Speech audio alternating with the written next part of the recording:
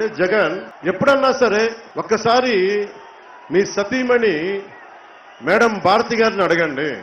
ఎప్పుడన్నా సరే ఇన్నిసార్లు మీరు అన్నప్పుడు ఒక్కసారి నా భారతి మేడం గారిని మేము ఎంత మర్యాదగా మాట్లాడు, అసలు ఆవిడ గురించి ప్రస్తావన కూడా తీసుకురాం. మీ వ్యక్తిగత జీవితం అది. ఆవిడ రాజకీయాల్లో లేరు, ప్రత్యక్ష రాజకీయాల్లో లేరు. అలాంటిది జగన్ నేను ఇంత పద్ధతిగా మాట్లాడుతుంటే గత కొన్ని సంవత్సరాలుగా మా వీర మహిళల్ని తిట్టిస్తాం, మా పనిచేసే ఆడపడుచుల్ని కించపరుస్తాం, ఒకలాంటి మానసిక వేధింపులు గురి చేస్తారు మీ సోషల్ మీడియా టీం మెంబర్స్. ఇవన్నీ భరించి కూడా చాలా ఉన్నాం బాజా. నువ్వు ఒక్కసారి కాదు, నేను ఏ సమస్య గురించి మాట్లాడితే అది వదిలి నువ్వు వేరే మాట్లాడుతావు. నేను ఈ రోజున చెప్తున్నా జగన్, నువ్వు ముఖ్యమంత్రి పదవికి అర్హత లేదు జగన్. నువ్వు సంస్కారహీనుడివి జగన్. నీ అంత సంస్కారహీనుడు ముఖ్యమంత్రి పదవికి తగడు.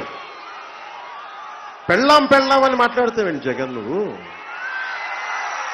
భార్య, సతీమణి, సహధర్మచారిణి, చాలా ఉన్నతమైన పదాలు ఉన్నాయి జగన్.